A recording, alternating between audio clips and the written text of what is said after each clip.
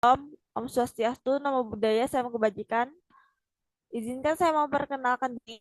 Saya Jasmine Bahaya Ditya, anak Fakultas Ilmu Budaya, jurusan Sejarah, Universitas Diponegoro, selaku moderator akan akan memandu diskusi pada kali ini. Saya tidak sendiri, saya bersama Koko Yeremia Satria atau Yeremia Ong yang akan menjadi pemantik diskusi pada kali ini. Izinkan saya melihat CP-nya.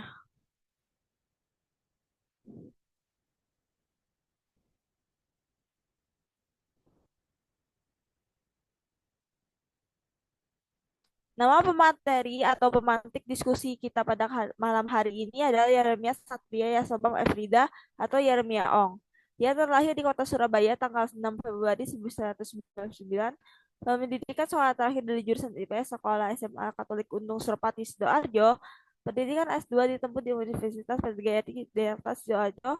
Dulunya STKIP PGRI Sidoarjo dan dari program studi pendidikan sejarah angkatan tahun 2017. Sekarang pemateri sendiri melanjutkan pendidikan lanjutan di S2 Magister Ilmu Sejarah Program Pasca Sejarah Fakultas Ilmu Budaya Universitas Diponegoro Semarang. Minat kajian pemateri dan pemantik diskusi hari ini adalah kajian sejarah Indonesia pada masa kuno, Hindu-Buddha, masa Islam di Jawa dan Nusantara, kajian keagamaan dan kebudayaan tiga agama Abrahamik Samawi di Timur Tengah, dan juga sejarah etnis khususnya kajian kelompok penanakan Tionghoa di kota-kota pesisir di Jawa Timur dan Jawa Tengah. Baik, saya coba bertanya ke Kokoh Yeremia.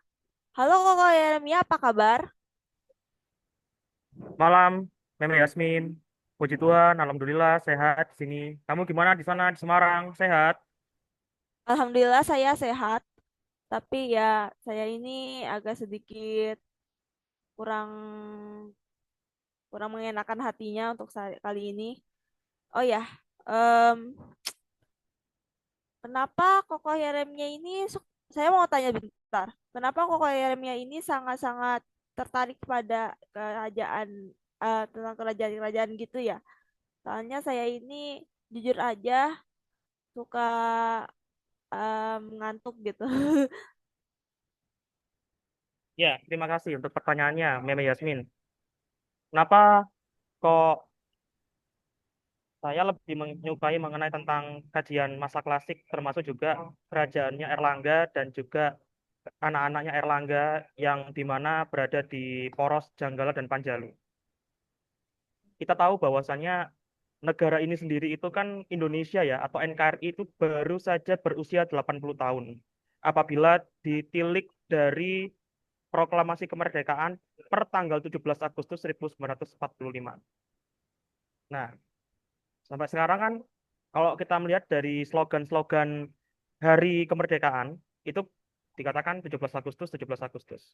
Namun bahwasannya dalam hal ini saya juga memberikan penekanan bahwasannya kerajaan kerajaan yang sudah ada lama bertumbuh di Jawa dan di Nusantara, sebut saja contoh seperti Kerajaan Medang itu sendiri, dari mulai ketika saat dipimpin oleh Sri Maharaja Sang Ratu Sanjaya, Rakyat Mataram, hingga masa pemerintahan Erlangga, itu cukup panjang usianya. Kita dalam hal ini bukan mengatasnamakan Jawa sentris ya, bukan, rekan-rekan teman-teman, Bapak Ibu sekalian.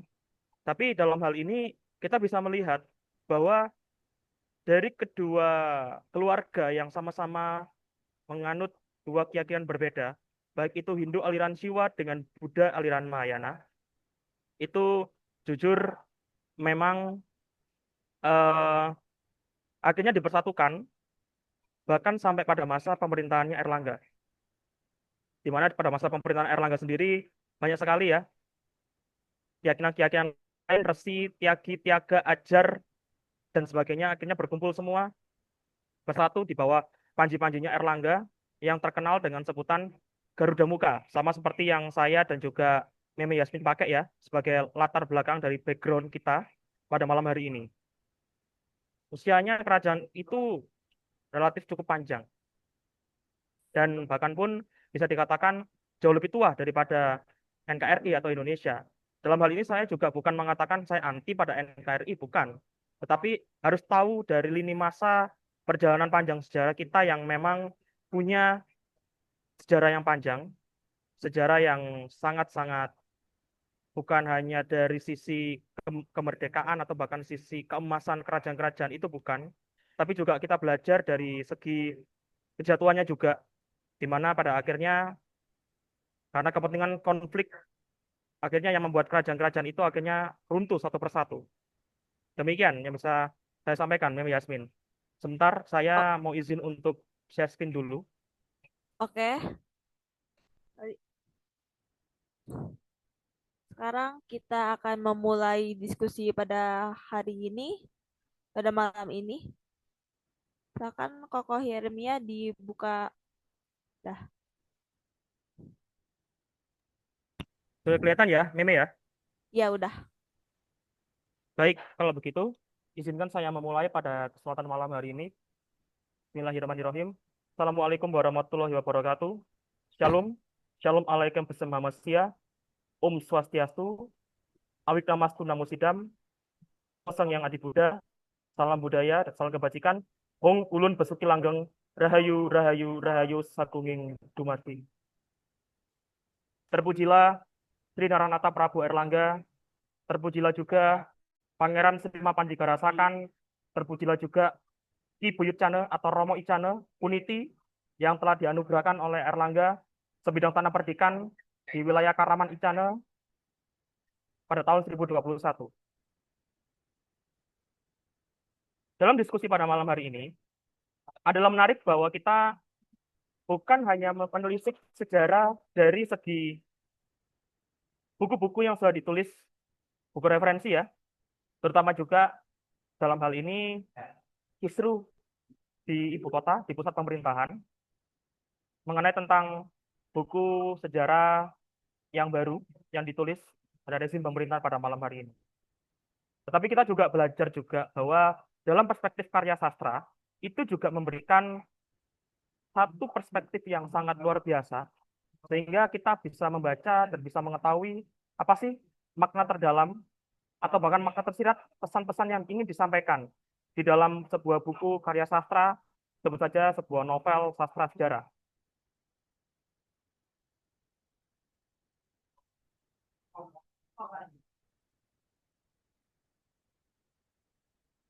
Sebentar ya.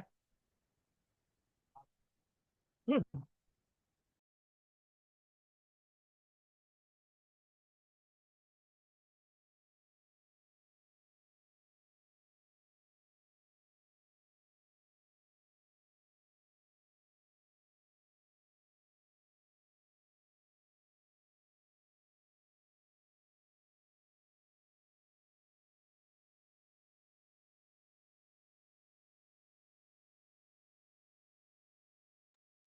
Mohon maaf, ini saya izin untuk men-share kembali. Saya akan mulai dari apa yang disampaikan oleh seorang filsuf wanita, itu Ibu Karina Supeli. Di situ dikatakan bahwa betapa pentingnya membaca sastra, sejarah, filsafat. Mengapa? Karena di dalam sastra bisa dibaca sendiri oleh rekan-rekan dan teman-teman apa yang disampaikan oleh Ibu Karina Supeli. Dalam hal ini saya menitik beratkan menggarisbawahi dari apa yang disebut dengan sastra, sejarah, filsafat. Sejarah tidak bisa dilepaskan dari kebudayaan, tak bisa dilepaskan juga dari filsafat, tak bisa juga dilepaskan dari adanya perspektif sastra. Apabila Bapak Ibu, rekan-rekan, teman-teman pernah melihat bahwa ketika pada saat masa yang lama, lulusan sejarah, lulusan arkeologi sendiri masih dalam fakultas sastra, sehingga lulusannya kerap kali disebut dengan lulusan sarjana sastra, baik itu untuk ilmu sejarah ataupun juga untuk ilmu arkeologi. Sehingga ketika pada nomenklatur yang baru, akhirnya kemudian berubah menjadi sarjana humaniora, magister humaniora, ataupun doktoral humaniora. Nah, dalam hal ini, sebelum ke slide berikutnya, saya ingin tanya nih kepada Bapak Ibu, rekan-rekan, teman-teman, apa itu masa lalu, apa itu sejarah, apa itu karya sastra? Mungkin ada yang bisa menjawab? Silakan.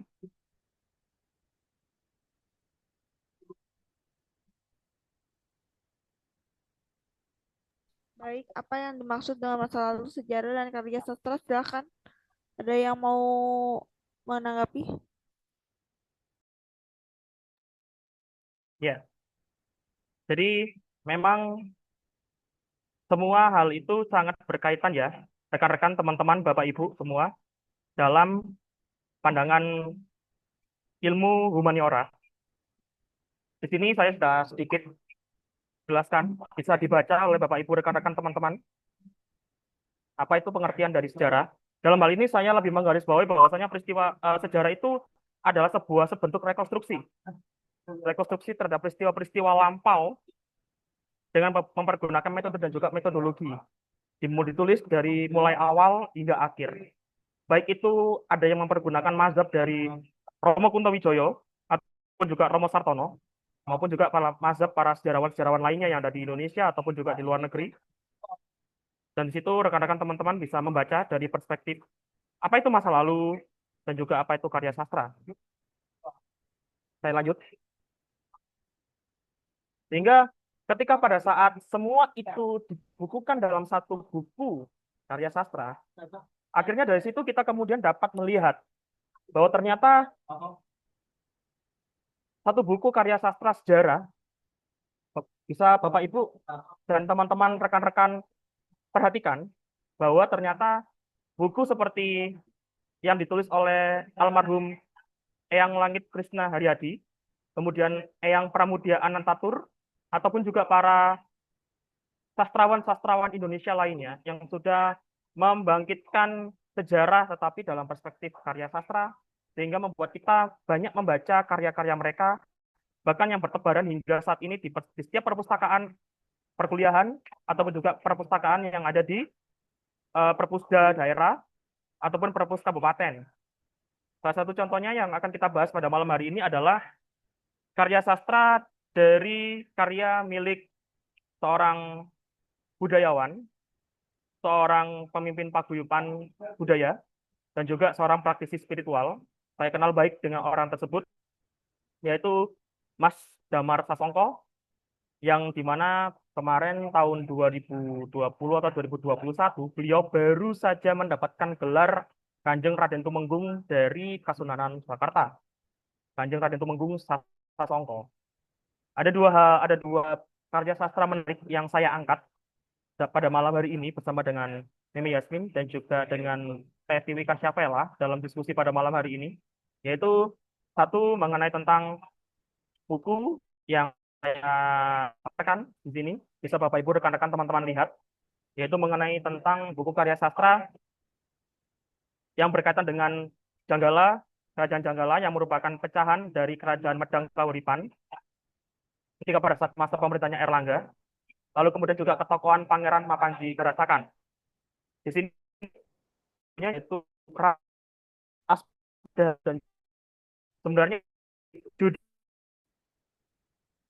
Rara Anggraini sendiri itu diambil dari perspektif karya naskah Panji atau cerita Panji yang berjudul Panji Anggraini. Asmadana, kalau kita bisa membaca rekan-rekan teman-teman dari akar kata Kakawin Maradana yang ditulis dan dikarang oleh Empu Darmaja pada masa pemerintahan berkuasa dari tahun 488 halaman dan kemudian diterbitkan di Yogyakarta dari penerbit Arasi tahun 2016. Nah, ini ketika pada saat membahas mengenai tentang buku ini, memang Prabu Sri Mapanji Jayabaya atau Sri Warmeswara Madusudana Alatara, penguasa terbesar Panjalu, membabar konflik internal kerajaan Panjalu sendiri dari masa akhir kekuasaan Sang Mapanji Jayabaya berdasarkan naskah rontal Panji Anggraini yang merupakan naskah turunan atau tedak dalam naskah Panji atau kisah Panji. Kemudian juga membabar beberapa kisah-kisah yang lain seperti Panji Kuda Waningpati sebagai tokoh utamanya atau Panji Asmoro Bangun. Lalu kemudian juga ada Prabu yang disebut dengan dalam sejarahnya sebagai Prabu Sri Kaswara. Lalu kemudian ada Sasi Kirana Ratu atau Galuh Chandra Kirana alias Sekartaji sebagai istrinya Panji.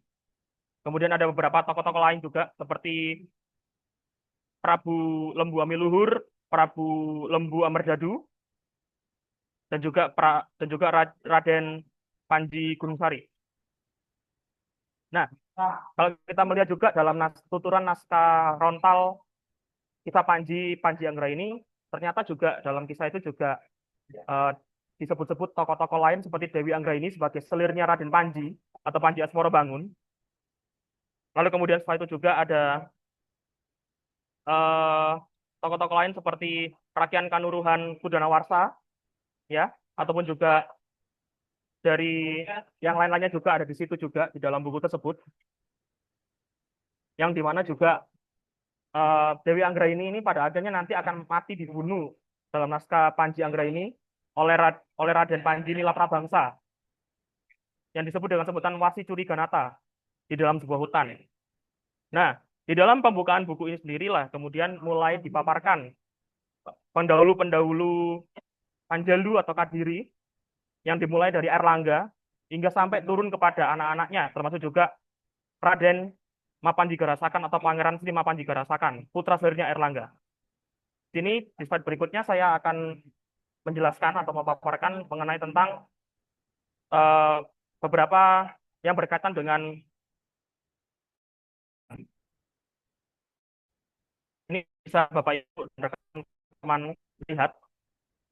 Itu dikatakan di halaman 24, ketika Erlangga berhasil setelah mendaki takhta Medang dan memperoleh kuasa atas tanah Jawa, yaitu Dewi Mandanu, itu kalau dikatakan di dalam buku tersebut ya, dunia itu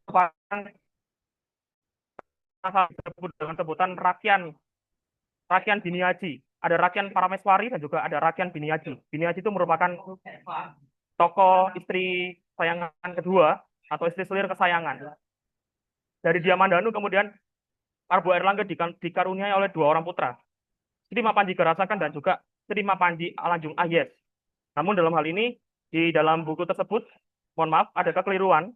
Seharusnya ditulisnya Mapanji Alanjung Ayes, tapi ditulis Mapanji Lanjung Ayes. Di situ sudah saya sertakan juga halaman-halaman buku terkait, bahkan juga dari beberapa buku-buku milik Damar Sasongko, Mas Damar Sasongko. Ada Cawan Arang ataupun juga dari Katuturan Iraken Angrok Sang Brahmaputra, halaman sekian, halaman sekian. Nah, di sini juga kisah berlanjut. Mapanjigarasakan merupakan putra tertua, di mana dia sering terlibat pertempuran bersama dengan semasa ramandanya tengah berjuang menegakkan kembali hegemoni kekuasaan Kedaton Medang dari kehancuran. Mapanjigarasakan jatinya memang jauh lebih pantas mewarisi takhta. Sebab di dalam sejarah kita tahu Sri Sanggarma Wijaya Dharma Prasada Utungga Dewi telah melepaskan takhta dan kemudian di dalam naskah-naskah Rontal ataupun juga naskah-naskah lainnya disebut dengan sebutan Dewi Kilisuci dengan gelar lengkap Rakyat Mahamantri Ihinu Sri Sanggarma Wijaya Dharma Prasada Dia Utungga Dewi di dalam setiap prasasti-prasasti yang dikeluarkan oleh Erlangga. Sehingga dalam hal ini sang penulis atau sang pengarang kemudian ketika pada saat ternyata kedua pangeran ini Mapanjigarasakan dan Sri Samarawijaya saling berebut takhta, akhirnya ternyata mulailah ada kiat-kiat untuk membentuk dua kubu yang saling berlawanan. Sehingga dalam hal ini kita tahu bahwasanya karena Erlangga mempunyai dua orang putra dan putri, putri tertuanya sudah mengundurkan diri, sehingga mau tidak mau pelimpahan jabatan putra mahkota itu tentunya akan diturunkan atau akan diserahkan kepada putranya dari selir. Siapa lagi kalau bukan putranya yang bernama Sri Mapanjigarasakan. Dan kita tahu konflik dari kedua kerajaan kembar ini dimulai pada tahun 1044. Tapi dalam hal ini saya perlu menggarisbawahi ya Bapak Ibu, rekan-rekan dan teman-teman bahwa 1044 itu merupakan konflik awal yang dimana ketika pada saat itu kedua kerajaan kembar ini masih belum terpisah atau bisa dikatakan dalam bahasa lainnya itu belum terbagi atau belum terbelah oleh Empu Barada. Karena bahwasanya di dalam berita Kakawin Negara Kertagama buku 68 di bait pertama atau kedua Di situ dikatakan bahwa tahun 974 Syaka atau 1052 bumi Jawa atau kedua kerajaan ini terbelah, baik Panjalu dan Janggala.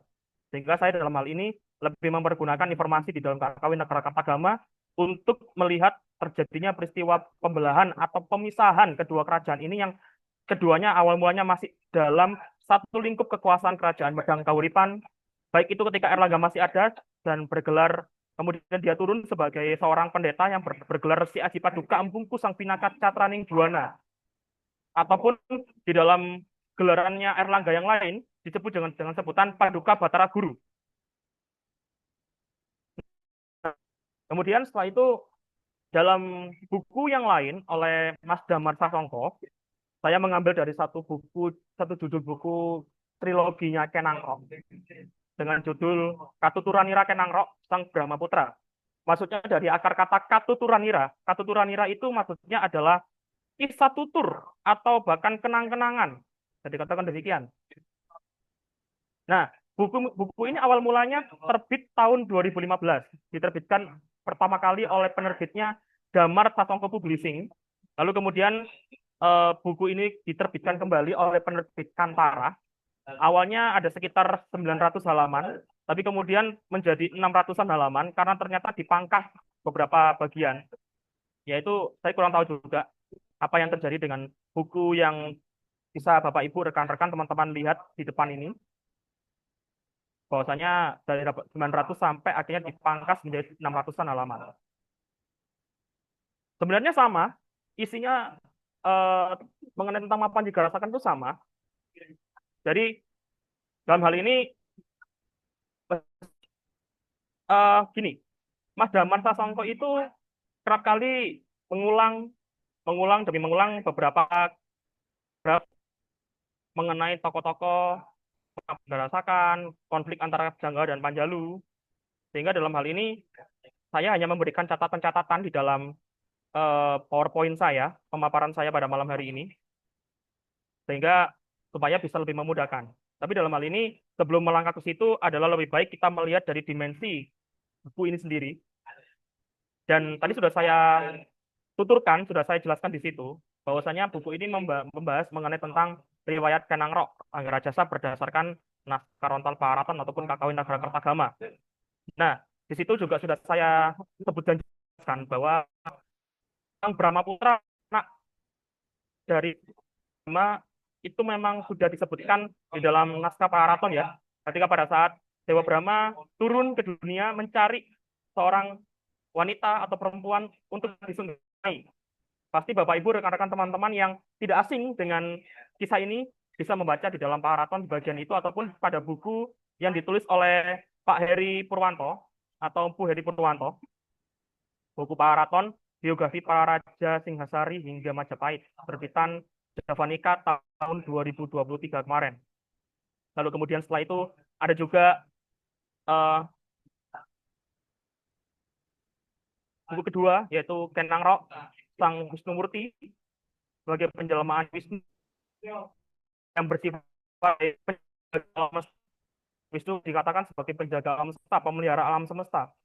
Akhir ketika pada saat Kenangrok sudah menjadi raja, melepaskan diri dari kekuasaannya Panjalu atau Daha, memaklumatkan kemerdekaannya Tumapel, kemudian setelah itu terjadi peristiwa Palagan Ganter 1022 Masehi atau 1144 Syaka, baik di dalam Pararaton ataupun juga di dalam Kakawin Nagara Kertagama.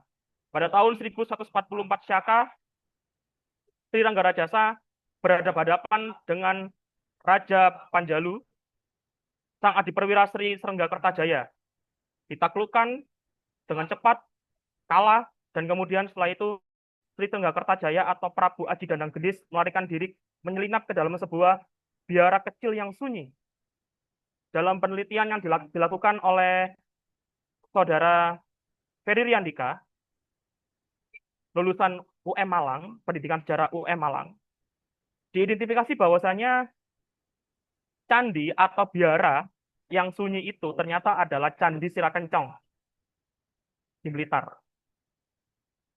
Nah, kita juga tahu, kita juga bisa melihat juga bahwa salah satu gelarannya Kenangrok yaitu Sang Batara Guru atau Batara Nama Siwaya itu ditemukan di dalam Prasasti Mula Malurung bertarik 15 Desember 1255. Dan kita sudah tahu juga bagian awal peraratan itu bagaimana, bagian pembuka ya, bukan pada bagian ketika Kenarok lahir, tetapi bagian pembuka yang dimana ternyata juga sama dengan kisah dari Tantu Panggelaran, Rota Panggelaran, di mana ada orang yang kepala disebutkan Bulala juga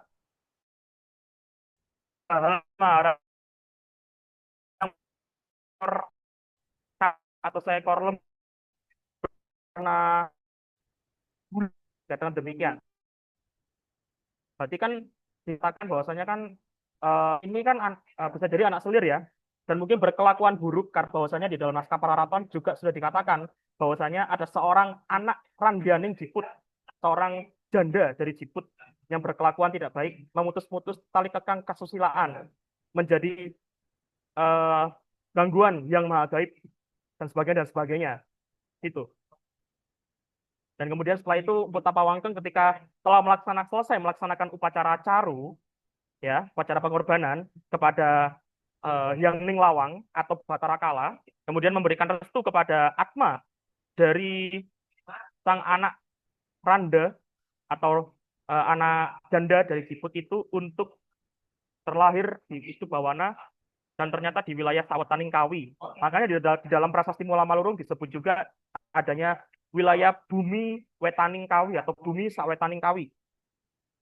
Dan fokus utama dari buku jilid pertama ini adalah membabar konflik antar sisa-sisa keturunan kesatria Janggala di bawah komando Tuan Tita. Kita tahu ada tokoh yang bernama Tuan Tita yang akhirnya membawa Kenang Rock sampai pada titik di mana Kenang Rock akhirnya menjadi seorang satria pilih tanding, dan kita tahu Kenang Rock juga berhasil menjatuhkan atau menggulingkan kekuasaannya Tunggul Ametung dalam peristiwa malam yang dingin tersebut. Bahkan juga sudah pernah difilmkan ya, rekan-rekan teman-teman Bapak Ibu semua, di film pada tahun 1983 yang berjudul Kenarok dan Kendedes yang dibintangi oleh Om Jotsudi dan juga Tante Eva Arnas. Dalam hal ini, kalau misalnya Bapak Ibu, rekan-rekan teman-teman bertanya-tanya, sebenarnya siapa sih ayahanda dari Kenangrok? Buku ini memberikan satu perspektif yang mungkin juga bisa menjadi bahan diskusi kita pada malam hari ini, bahwasanya Kenangrok itu adalah putra selir dari Prabu Sri Kameswara Anantawikramatunggadewa. Jadi bukunya Mas Damar Sasongko, Kisah Panji, trilogi, dan juga Kenangrok trilogi ini juga sama-sama memiliki ketersambungan dan keterkaitan masing-masing. Saya lanjut. Sama ya, rekan-rekan teman-teman, Bapak Ibu semua. Di sini sudah saya berikan catatan kakinya. Damar Sasongko, Rara Anggraini, Aswaradana, Panjalu, dan Janggala, halaman 24. Kemudian Raco Ayu, Cawan Arang, halaman 150. Lalu kemudian juga yang paragraf bawahnya juga ada yang sama juga. Saya lanjutkan. Nah, yang berbedanya adalah ketika dalam hal ini mengenai tentang Janggala, saya justru mengambil dari bukunya Ken Angrok seri kedua atau jilid kedua, yaitu Sang Wisnumurti. Di sini bisa Bapak Ibu, rekan-rekan teman-teman baca.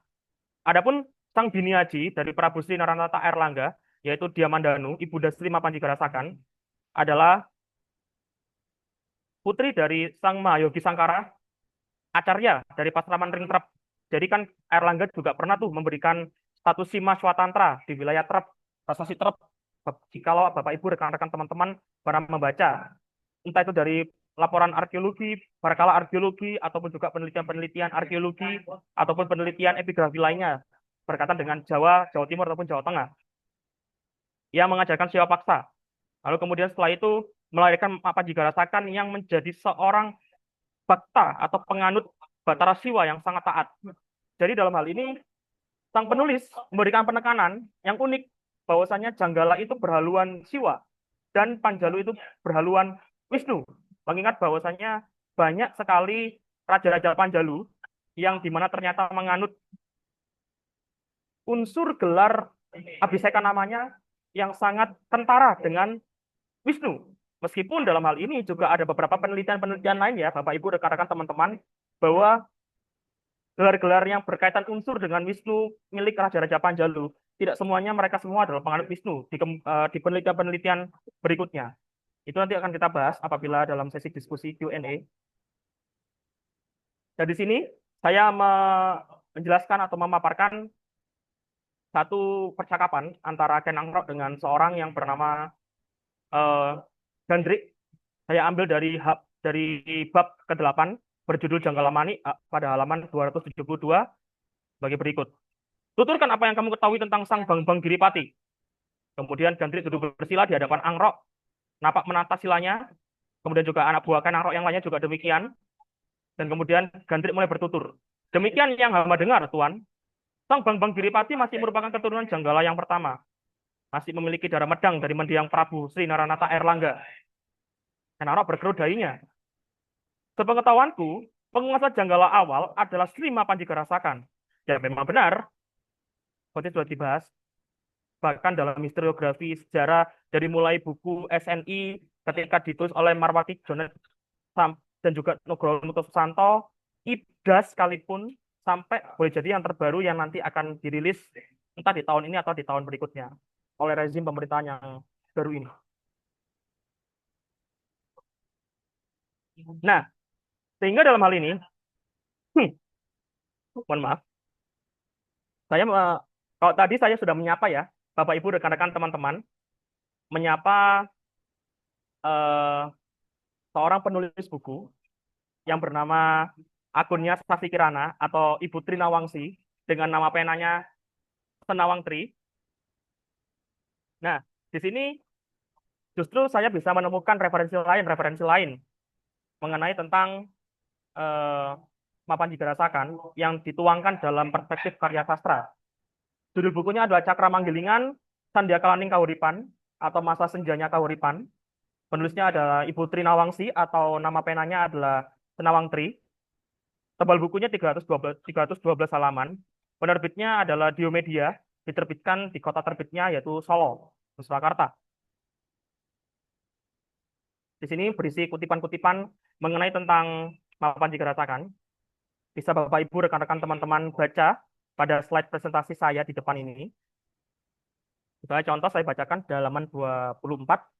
Sang Prabu Dharmawangsa Erlangga tak kembali ke Wanua Icana untuk beberapa lama.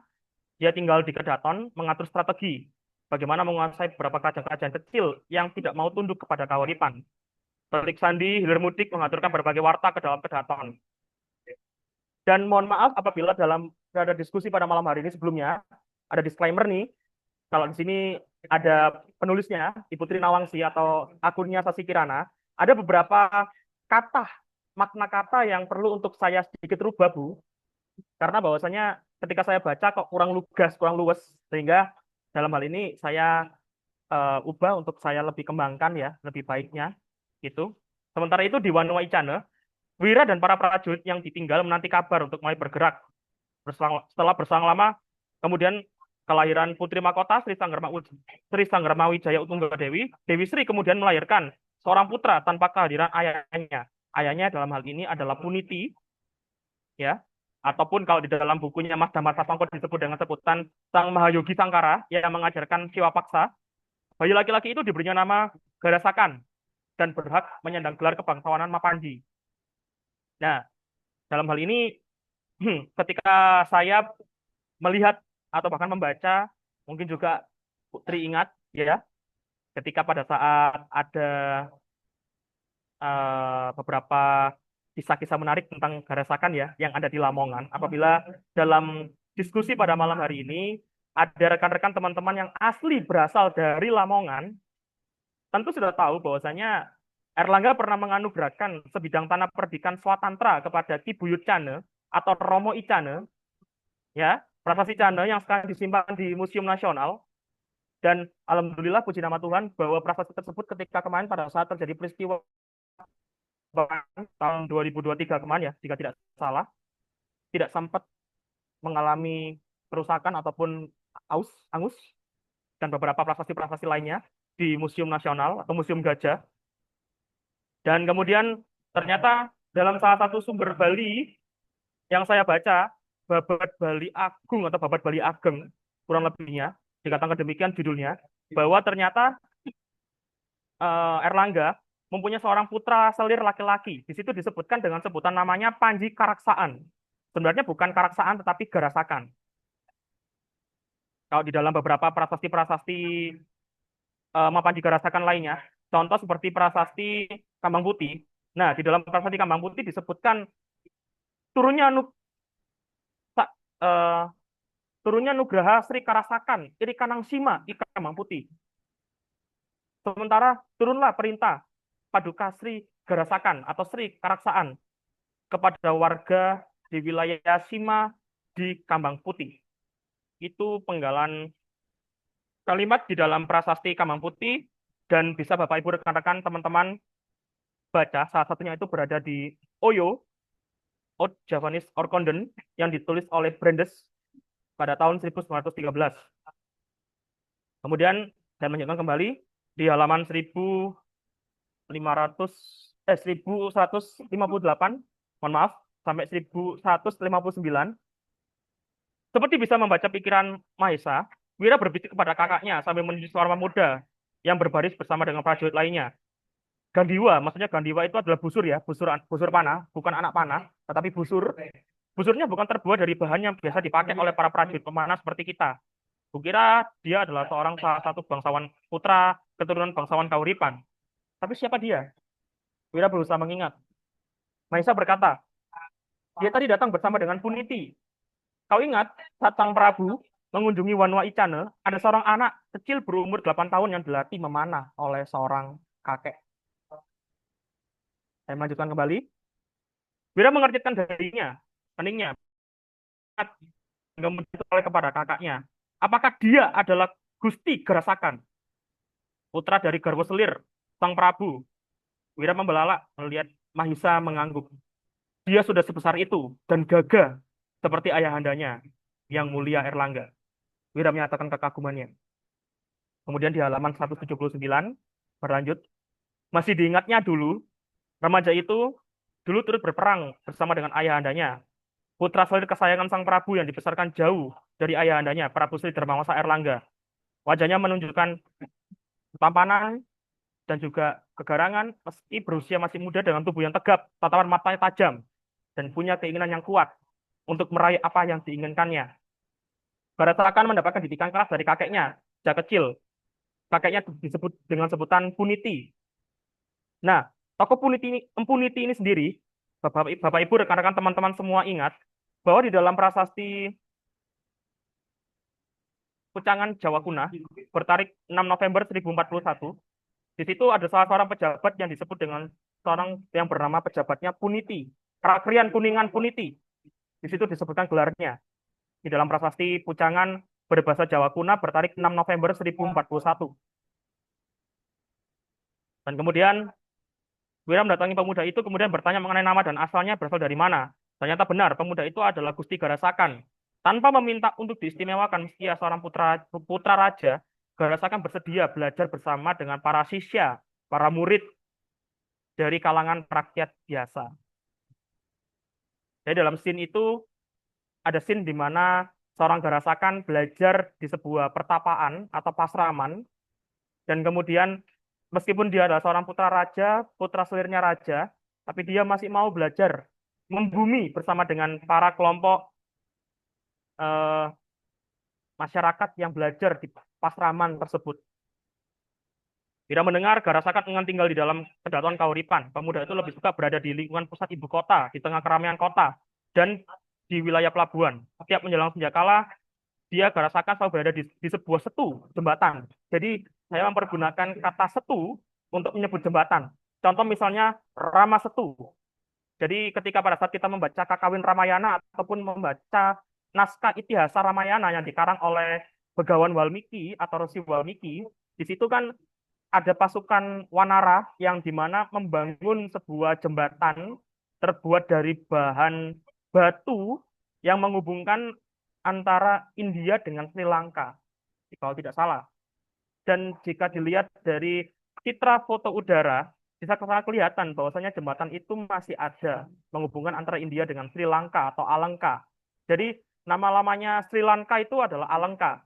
Makanya di dalam beberapa naskah-naskah pewayangan atau bahkan di dalam naskah Kakawin Ramayana sendiri disebutnya dengan sebutan Alengka Diraja atau Ngaleng atau Alengka Praja. Nah, dikatakan demikian.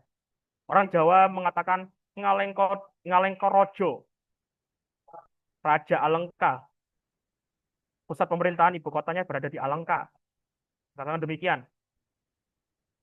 Nah, ini scene di mana ketika pada saat itu berasakan melihat lalu lalang perahu-perahu sampan yang hilir mudik mengangkut muatan dan melabuhkan masyarakat menuju ke kota Daha, ke seberang sampai ke kota Daha demikian. Tapi kemudian Firasat Wira berkata lain, nanti pemuda itu kelak akan menjadi penerus dari kerajaan Kaulan.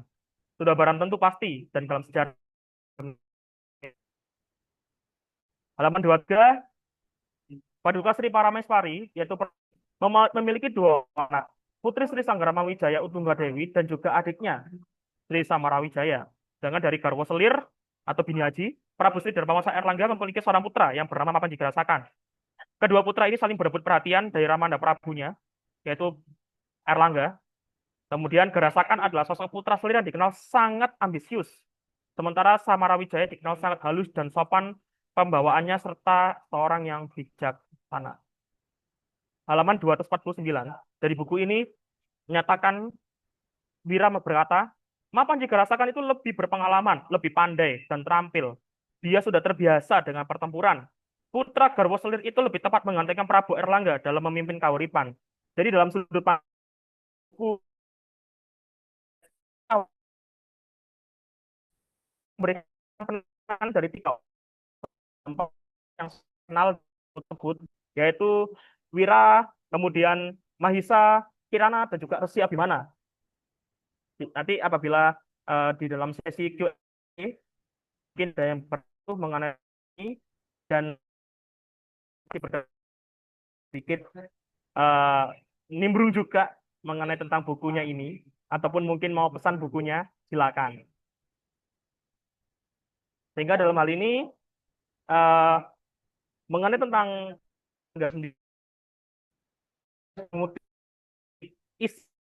kutipan kawin negara Kertagama pada tahun 974 Syaka di Pupu 68 atau 1052. Kebetulan juga pada tahun yang sama juga muncul prasasti Malengah 22 November 1052 Tinulat pada masa pemerintahan Majapahit di masa pemerintahannya Sri Tribuana Wijaya Tunggadewi.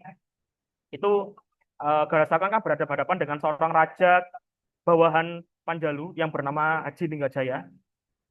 Apakah justru pembelahan kerajaan itu atau pemisahan kerajaan itu terjadi setelah dalam peristiwa prasasti Malengah, ataukah sudah sebelumnya terjadi? Saya silakan kembali pada rekan-rekan teman-teman untuk memikirkan kapankah pembelahan kerajaan Erlangga terjadi di tahun 974 Syaka atau 1052 Masehi, sebelum peristiwa di dalam prasasti Malengah atau sesudah di dalam peristiwa dalam prasasti Malengah. Nah, dalam hal ini sedikit saya memberikan tambahan mengenai tentang silsilah dari Mapan Jigarasakan dari kedua buku itu ataupun juga referensi-referensi lain yang sudah saya dapat, sudah saya baca. Di sini saya memberikan satu yang lebih mudah untuk dipahami kepada Bapak Ibu, rekan-rekan serta teman-teman semua. Di situ ada Sang Ratu Maruhani, Sri Dharma Udaya, Dharma Udayana, Warmadewa. Dharma Udayana ya, itu kata sandi. Dharma Udayana, Warmadewa. Menikah dengan Sri Mahendra Datta atau Sri Gunapriya Dharma Patni.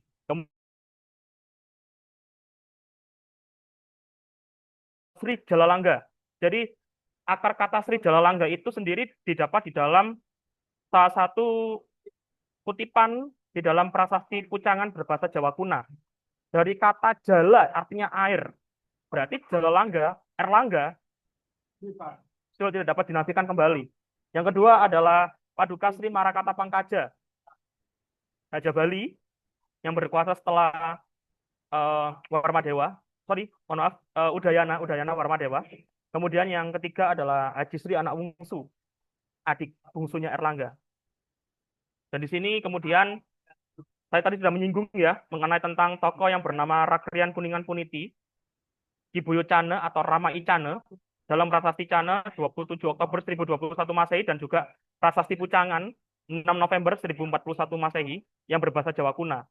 Punya seorang istri, kemudian melahirkan seorang putri, saya sebutnya dengan sebutan Rabi Haji atau Bini Haji, atau Rakyat Bini Haji, kalau di dalam beberapa prasasti-prasasti Medang, contoh misalnya dalam prasasti Pusindok sendiri, itu kan ada Paduka Sri Parameswari atau juga Paduka Sri Bini Haji, Paduka Rabi Haji, untuk menyebut beberapa istri-istrinya Pusindok.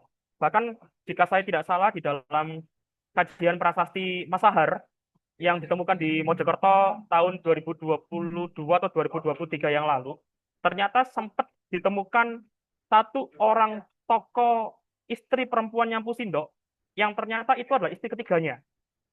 Wah, ini juga menarik ini. Tapi dalam hal ini saya tidak akan membahas itu pada malam hari ini mengenai tentang istri-istri yang Pusindok karena pasti akan menjadi bahasan cukup panjang dan kita cukup berfokus pada Janggala dan juga Mapan Digarasakan dan juga Erlangga semata dalam kesempatan pada malam hari ini.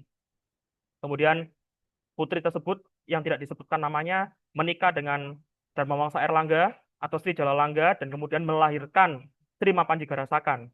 Bahkan juga apabila Bapak Ibu rekan-rekan teman-teman ada yang berasal dari Lamongan, nah di Lamongan sendiri di Dusun Cane, Desa Candisari, di situ sebenarnya ada sebuah cerita folklore menarik mengenai tentang pernikahan seorang anak desa, seorang perempuan wanita desa dinikahi oleh Erlangga. Kemudian setelah itu lahirlah seorang putra laki-lakinya Erlangga yang bernama Panji Garasakan.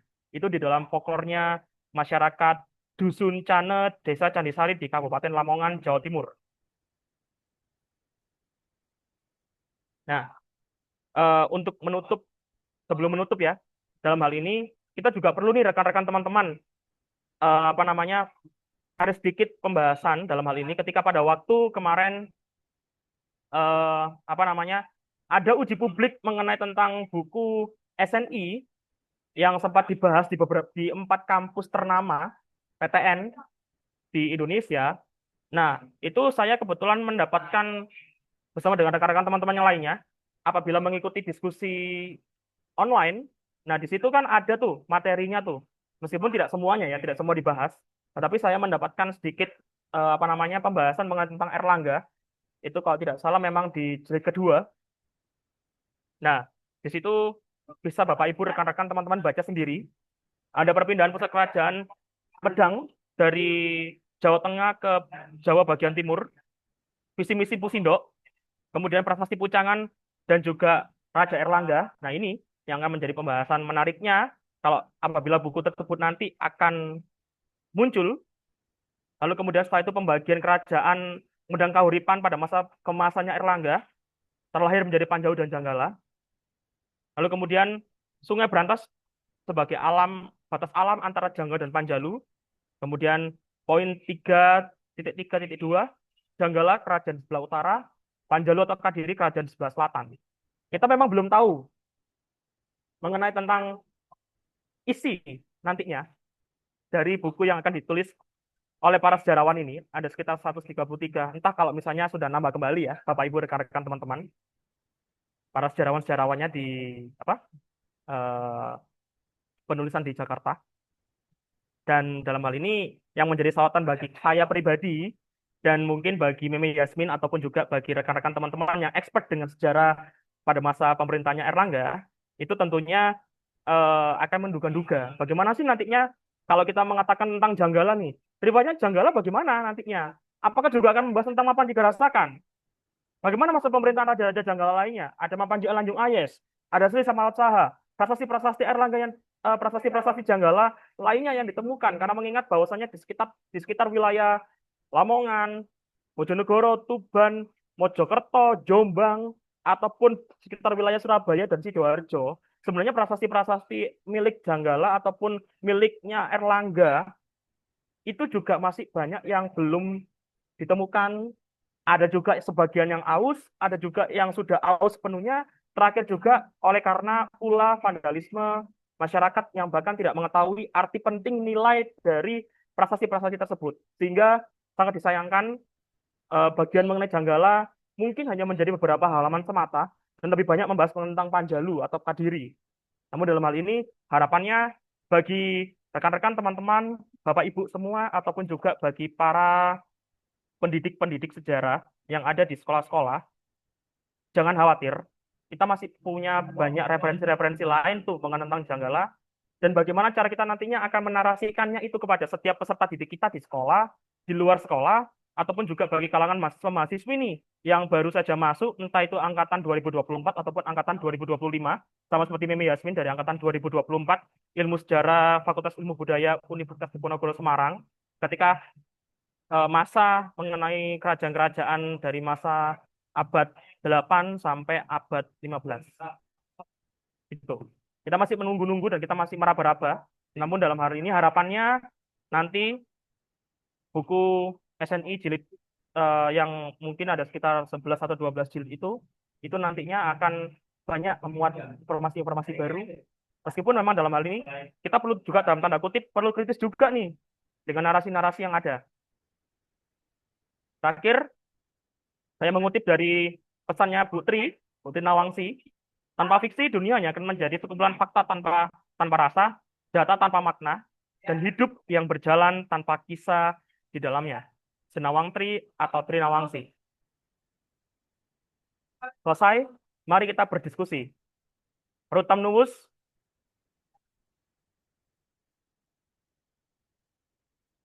saya kembalikan lagi kepada Meme Yasmin. Silakan Meme. Oke.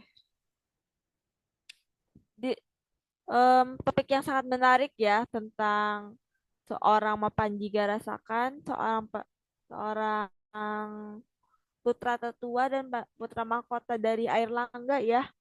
Nah, di sini kita akan ini diskusi membuka diskusi. Silahkan bagi yang raise hand 3 orang.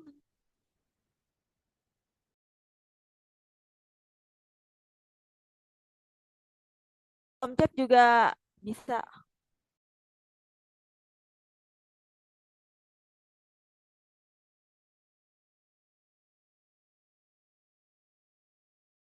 Silakan bagi rekan-rekan teman-teman yang mau berdiskusi, waktu dan tempat dipersilakan.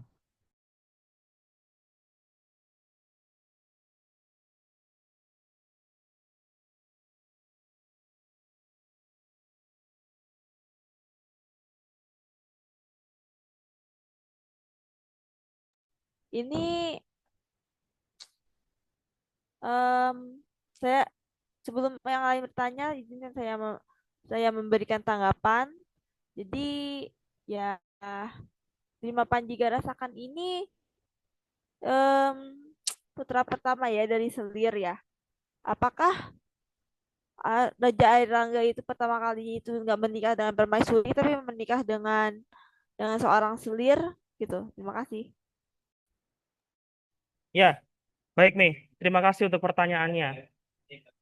Menarik sekali ya mengenai tentang Erlangga sendiri, bahwa Erlangga itu memang tokoh raja besar ya.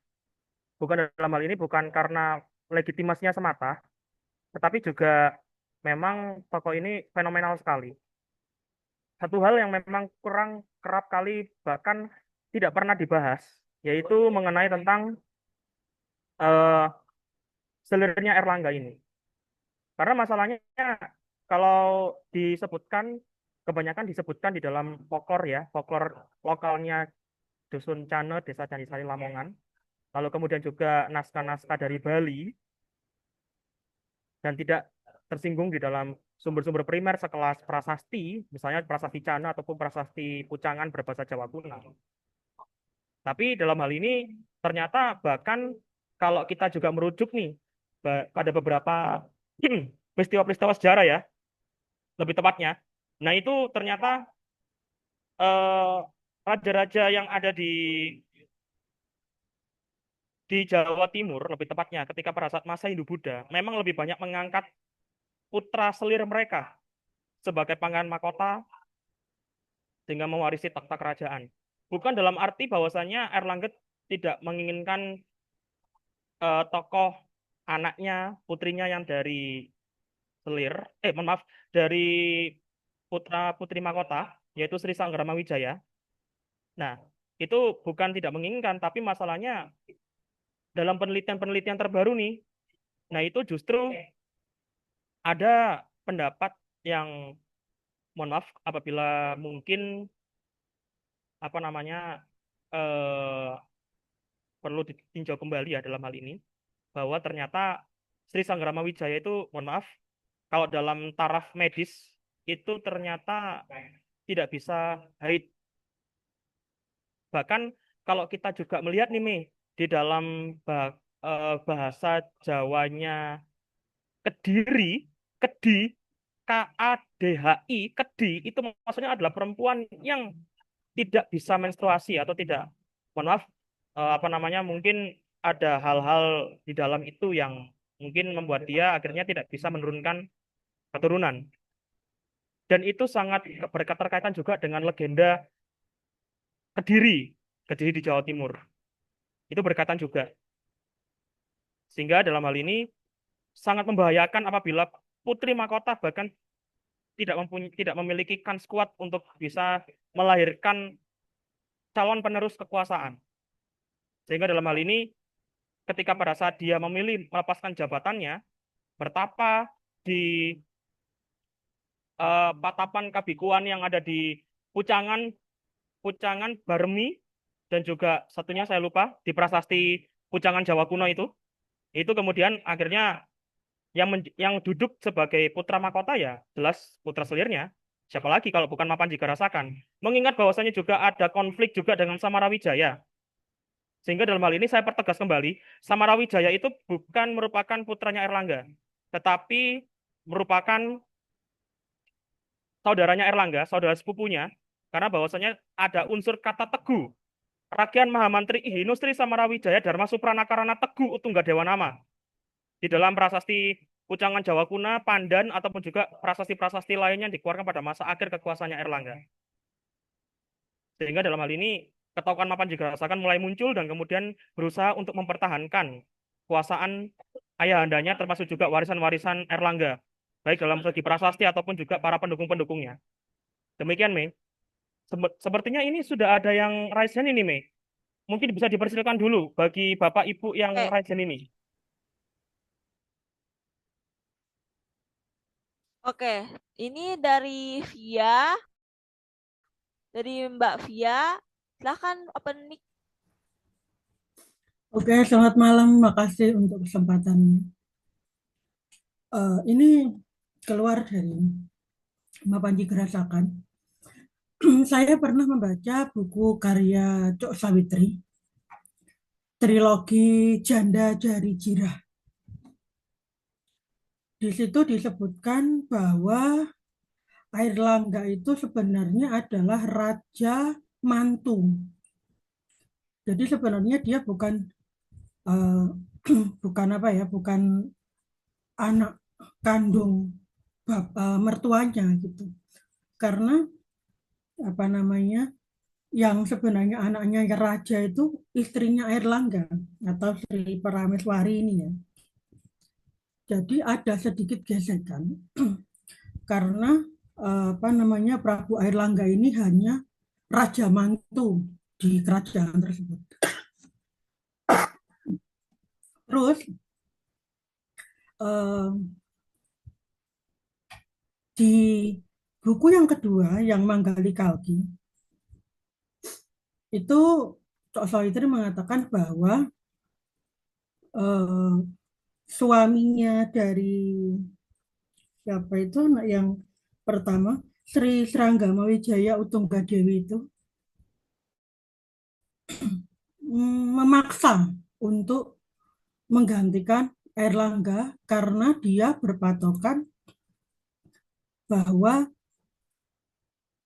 Airlangga aja sebagai mantu bisa jadi raja, masa saya yang mantu nggak bisa menggantikan beliau gitu. Nah, apakah ada buku atau rujukan sumber yang mengatakan tentang ini gitu? Karena waktu saya mau menanyakan kepada beliau, ternyata beliaunya sudah berpulang duluan. Jadi setelah selesai membaca, agak bingung ini mau tanya ke siapa gitu. Nah, kebetulan malam ini pembahasannya tentang itu. Apakah ada sumber-sumber yang bisa saya jadikan rujukan untuk hal-hal yang dituliskan oleh Cok Sawitri ini? Terima kasih.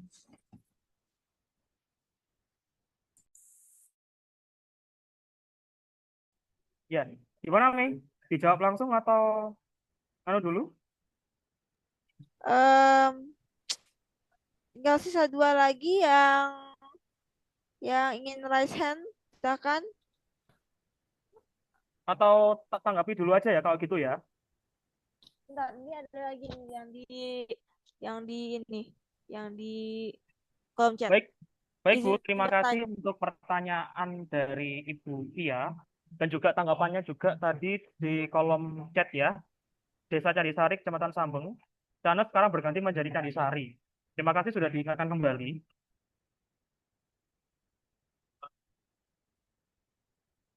mengenai tentang tokoh Erlangga ini.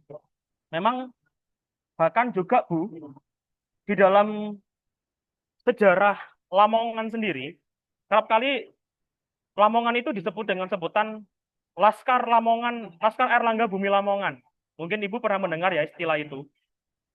Nah, dalam hal ini juga saya juga apa namanya eh, melihat juga bahwa Lamongan itu penuh dengan unsur daripada prasasti-prasasti milik Erlangga dan juga anak-anaknya, termasuk boleh jadi dari tokoh Mapandi Darasakan. Meskipun saya tadi sudah menyebutkan bahwa ada banyak prasasti-prasasti yang aus tidak bisa dibaca, lalu kemudian juga ada prasasti yang aus semuanya keseluruhannya permukaan, lalu kemudian juga ada juga yang hancur atau bahkan belum ditemukan. Nah, kalau dalam hal ini satu rujukan buku ya yang bisa saya sarankan kepada Ibu.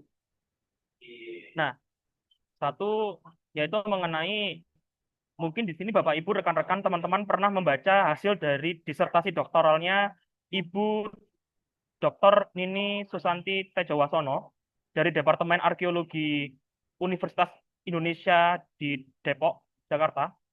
Itu juga membahas mengenai tentang Erlangga. Erlangga, biografi Raja Pembaharu Jawa abad 11 yang diterbitkan oleh penerbit Komunitas Bambu di Depok. Ibu bisa baca mendapatkan di toko online kan dari toko Komunitas Bambu sendiri yang ada di Instagram ataupun juga di Facebook. Bisa dijadikan sebagai bahan rujukan awal, Bu. Mengenai tentang Erlangga, biografi Erlangga ya, lebih tepatnya biografi Erlangga sampai nantinya kemudian akan ada kiat-kiat di mana akhirnya kerajaan Pedang Ngawuripan itu akhirnya terbelah. Itu menjadi salah satu rujukan utama bagi para peneliti tentang Erlangga ataupun juga Mapanji Garasakan. Meskipun Garasakan itu dalam hal ini contoh kita pernah juga ya rekan-rekan teman-teman Bapak Ibu pernah membaca pada buku Tafsir Sejarah Nagara Kertagama dari karangannya Profesor Dr. Raden Benediktus Tamat Mulyana.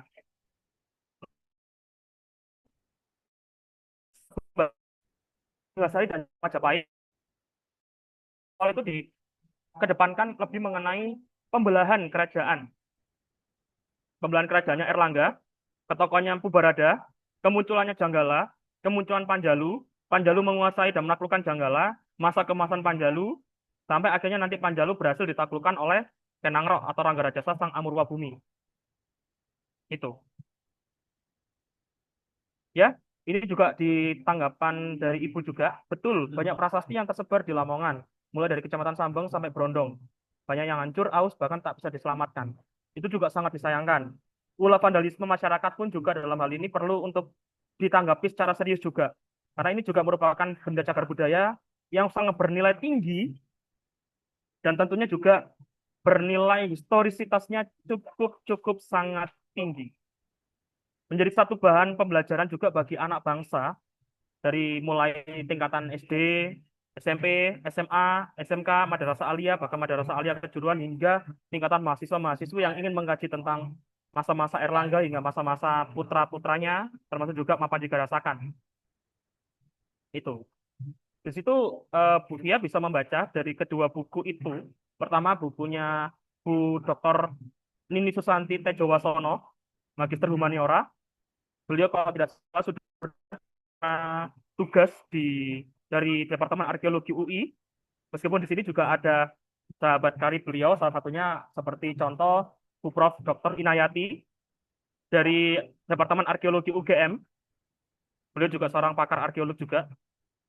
Lalu kemudian juga bisa membaca juga dari catatan buku Profesor Dr. Raden Benediktus Slamet Mulyana, Tafsir Sejarah Negara Kertagama. Kalau misalnya bahan-bahan bacaan yang sangat-sangat berat ya, kalau dikatakan kedua buku itu berat, mungkin bisa membaca dari bukunya Mas Damar Sasongko, Rara Anggraini, trilogi dari Kisah Panji, kemudian trilogi, ataupun juga bisa membaca Bu Trinawangsi, Cakra Manggilingan, Sanjakala Kahuripan. Demikian yang bisa saya sampaikan. Terima kasih Bu Fia. Sama-sama sudah saya catat ini dan lagi mencari di akun e-kami. Karena memang dari kemarin info tentang beliau ini bingung ini yang mana ya gitu. Tapi karena malam ini ada jawabannya ini langsung cari-cari. Makasih Mas. Iya Bu, Baik, sama-sama. terima kasih Bu Fia.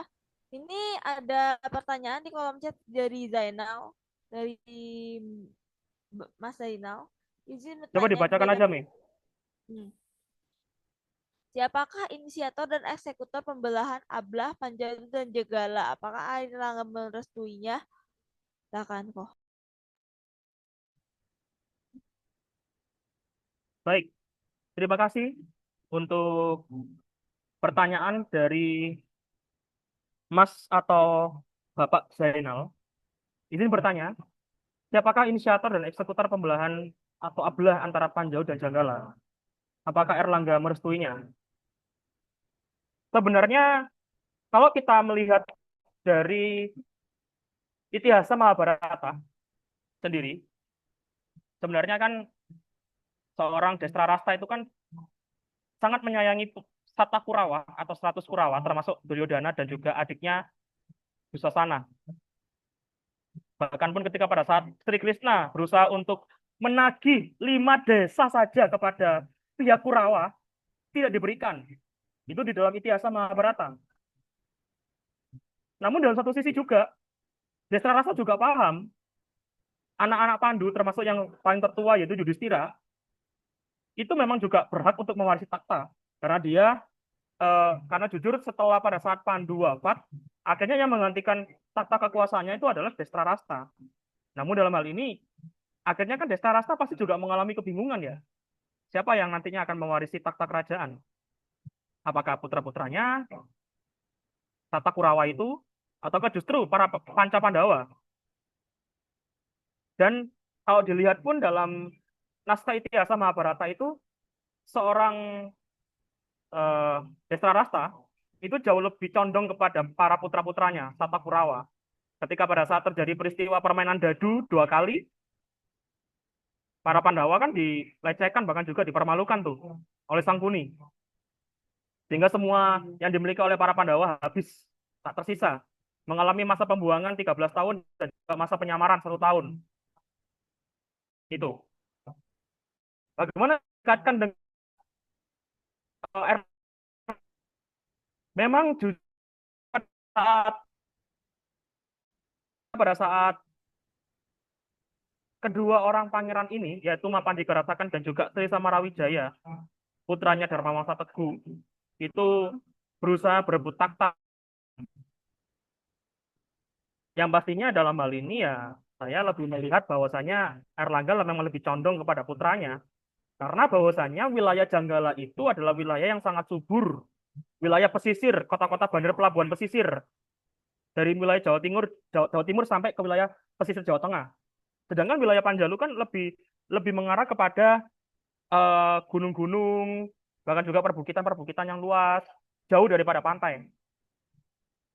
Bahkan kalau kita tahu sendiri, dalam prasasti-prasasti yang dikeluarkan pada masa Singhasari atau Tumapel hingga pada masa Majapahit, selalu ada kata-kata seperti Janggala Muang Kadiri, kemudian Janggala Kadiri Yawa Bumi Eka Nata, Janggala Kadiri Yawa Bumi Eka Dwipa. Itu memang menitik beratkan bahwasanya baik Tumapel atau Singhasari dan juga Majapahit alias Bilwatik Tanagara itu memang dibangun dari sisa-sisa puing-puing dua kerajaan yang telah dipisah atau bahkan dibelah oleh Erlangga. Namun Erlangga tentu tidak sendiri, pasti dia membutuhkan seorang eksekutor. Meskipun sebenarnya dalam hal ini ketokohan Pubarada sendiri pun juga, mohon maaf ya tanda kutip, sebenarnya kan tidak boleh terlalu jauh untuk mengurusi perihal perkara perpolitikan di dalam lingkungan kedaton atau istana.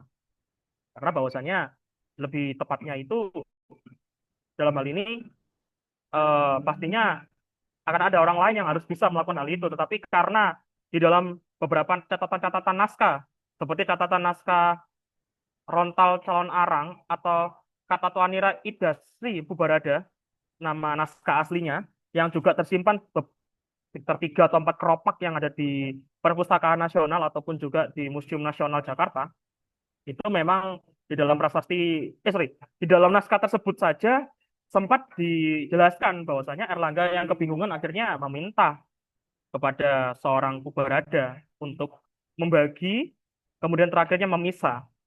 Bahkan juga Bapak, kita juga bisa melihat juga dalam prasasti Mahaaksubia atau prasasti Joko Dolok yang sekarang ada di Taman Apsari Surabaya. Dulu kan aslinya kan awalnya berada di Kedungmulan ya, Kedungmulan di Trawulan. Sekarang menjadi Desa Bejijong. Dusun Kedungmulan Desa Bejijong masih berada di situ. Nah, di situ sebenarnya prasasti itu sendiri juga memberikan satu informasi juga yang sama dengan prasasti dalam isi Kakawin Nagara Kertagama Pupu 68, bait pertama, bait kedua, mengenai tentang pembelahan kerajaan atau pemisahan kerajaan. Ada seorang pendeta Buddha Mahayana yang berdiam di Lemah Citra, Arya Barada namanya, sangat girang menerima perintah dari Erlangga untuk membagi dan juga membelah kedua kerajaan kembar. Dikatakan demikian oleh Prapanca di dalam Kakawin Nagara Kertagama Pupu 68. Pun juga sama dengan isi di dalam prasasti Mahaaksubia. Juga bisa disandingkan juga dengan isi di dalam Kakawin dalam naskah Rontal Cawan Arang. Jadi sebenarnya kalau dikatakan eksekutor pembelahannya berada, tapi pasti juga oleh karena dalam hal ini entah KM turun dari kekuasaannya karena masalah dalam dikatakan Erlangga kan naik takhta lagi itu dengan Yunusnya ada perasaan di dalam Simayang justru yang sudah menjadi pejabat rakyat Mahamantri Ihinunya itu sendiri adalah Sri Samarawijaya. Itu di dalam penelitiannya, disertasinya Bu Dr. Titi Surtinastiti, perempuan perkasa di Jawa, itu sudah disebutkan di dalam bagian lampirannya dan sudah dibukukan.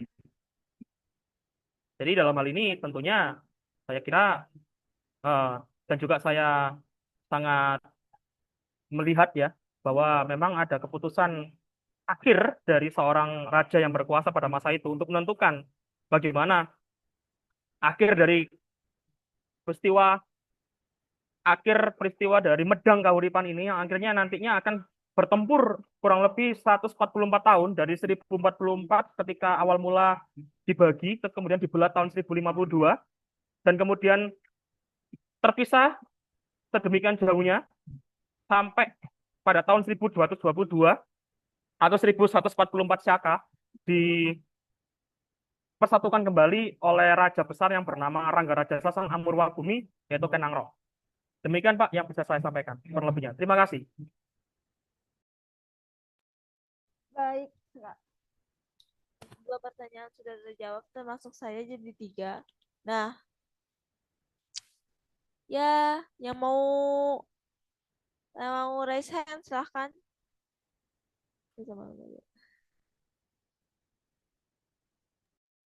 Mari silakan apabila ada yang mau menanggapi atau bertanya kembali.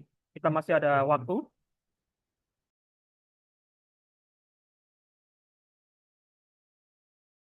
Atau mungkin di sini saya perlu izin kepada Bu Prof. Inayati, mungkin untuk memberikan tanggapan ataupun tambahan mengenai tentang kajian Erlangga dan juga anak-anaknya, meskipun dalam perspektif karya sastra.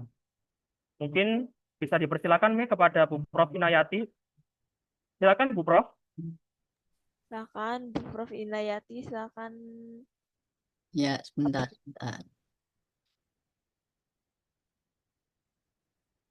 Oke, ya.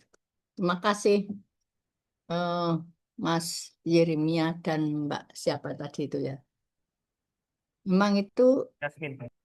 tokoh itu ya menarik ya. Eh, Sebetulnya saya ini kan bukan epigraf ya, jadi saya tidak banyak eh, mengulik tentang Erlangga, tetapi eh, apa namanya dari tinggalan-tinggalan artefaktualnya, cagar budayanya itu kan banyak yang bisa kita kita pelajari ya. Mulai dari apa patung Wisnu naik Garuda yang sekarang tersimpan di Museum Trawulan, kemudian juga apa namanya pemandian-pemandian air suci itu Belahan Jolotundo. Kemudian yang terakhir juga apa namanya Badong itu yang tersimpan di museum di Surabaya Tantular ya. Hutan Tular. Ya, Tantular itu kan menarik. Artinya pada masa itu ada banyak karya-karya yang kebendaan sifatnya yang menggambarkan sosok Erlangga itu dan siapakah Erlangga itu gitu ya. Em, yang harus dikaji lebih dalam kalau menurut saya adalah yang sumber-sumber tertulis baik itu berupa prasasti, naskah, karya sastra maupun yang lain dan kedua-duanya itu bisa dipadukan ya. Itu data yang apa namanya yang yang valid untuk dikaji gitu. Memang kalau dari masa itu setahu saya ya, mungkin saya juga tidak terlalu mendalami itu apakah ada sumber-sumber tertulis dari luar Pulau Jawa yang bisa bisa dikaji untuk melengkapi apa namanya tentang kehidupan Erlangga dan apa dan karya-karya yang ada pada masa itu gitu ya. Em, Mungkin bisa dilanjutkan karya Bu Titi Surti ya. Mudah-mudahan ada yang tertarik untuk melanjutkan itu apa yang bisa didalami dari kajian Mapanji Garasakan dan sebagainya. Pertanyaan saya apakah Mas Yeremia atau yang lain sudah membaca tulisan Pak Bukhari? Tentang artikel Mapanji Garasakan ya Bu Prof ya. Ya, ya, sudah ya. Kalau bukunya beliau di Indonesia mencari Indonesia dalam jejak arkeologi itu Mhm. saya kebetulan sudah punya. Hmm. Nah, eh, karena itu kan juga juga anu ya, apa namanya, satu karya yang out of the box gitu ya, seperti juga karya beliau tentang Ken Arok itu kan juga eh, pada masa pada masa beliau masih masih ada itu kan juga banyak menarik perhatian kita-kita semua begitu mengenai Ken Arok siapa dan sebagainya. Saya kira sementara itu, jadi ada banyak hal yang bisa kita kaji lebih jauh dengan apa, menyatukan antara data tertulis, data artefaktual gitu ya. Data tertulis itu kan bukan hanya prasasti, tetapi juga karya sastra dan seterusnya. Itu eh, akan menghasilkan sesuatu yang yang mungkin belum pernah dikaji oleh ahli-ahli pada masa sekarang maupun masa yang lalu gitu. Saya apa namanya, mengapresiasi apa yang tadi sudah disampaikan oleh Mas Yeremia itu tadi tentang apa tadi itu namanya, eh, karya sastra yang berkaitan dengan mapan jika rasakan itu. Mungkin sementara itu, Mas Yeremia, terima kasih. Iya, Bu Prof. Terima kasih. Terima kasih juga untuk masukan dan sarannya. Jadi memang perlu adanya keberlanjutan penelitian dari yang ditulis oleh Bu Nini Susanti Tejowasono Ya, dari Arkeologi UI. Beliau sebagai seorang epigraf dan juga arkeolog yang sama seperti Bu Prof. Maupun juga kajian mengenai tentang perempuan atau wanita Jawa kuna yang ditulis oleh Bu Titi Surtinastiti di dalam ya disertasi betul. beliau, Ya, doktoral beliau itu. ya. Memang perlu bagi rekan-rekan teman-teman yang pada malam hari ini hadir, sehingga seperti yang dikatakan juga oleh Bu Prof Inayati, Bapak Ibu rekan-rekan teman-teman, ternyata ada kekayaan-kekayaan lain yang bisa dikaji. Satu contoh juga Bu Prof, saya sempat ketika sebelum pada malam hari ini membawakan diskusi sebagai pemateri atau pemantik diskusi pada malam hari ini, sempat ternyata menemukan satu artikel jurnal yang ditulis dari Fakultas Sastra, kalau tidak salah, Fakultas Sastra UI. Ada sebuah naskah rontal yang bernama Kakawin Indrawijaya dan juga ada juga naskah Kakawin Lambang Pralambang. Indrawijaya Lambang Pralambang itu ternyata ada sedikit kisah-kisah yang mirip dengan Erlangga. Meskipun dua kakawin ini ternyata justru 1700-an. Berarti kan sudah masa-masa setelah masa berlalu. Ya, Tapi betul. satu hal yang saya garis bawahi di dalam naskah Kakawin Lambang Pralambang, di dalam artikel jurnal itu, bahwa Erlangga dikenal sebagai raja yang melindungi jagat. Kalau di dalam prasasti Turun Yang Sisi A, dikenal dengan sebutan Cakrawartin, juga di dalam prasasti Kamalagian, bertarik 11 Ya. November 1937, disebut dengan sebutan Cakrawartin, Mm-mm. sang penjaga jagat semesta. Bahkan juga kalau Bu Prof juga tahu ya, gelarnya Erlangga, Resi Aji Padu Kampungku Sang Pinaka Catraning Buana. Itu juga berkaitan juga dengan unsur dari Cakrawartin itu sendiri. Nah, dalam hal ini memang menariknya di situ di dalam naskah Kakawin Lambang Pralambang, meskipun naskah itu berusaha untuk melegitimasikan Raja Lombok ataupun Raja Bali yang berkuasa pada masa itu, seperti sosok Erlangga yang berkuasa atas Janggala dan Kadiri. Dan memang dalam sejarahnya memang dia memang yang berkuasa. Maksudnya dalam sejarah ketika masa kekuasaannya Erlangga itu, Erlangga memang berkuasa besar atas tanah Jawa.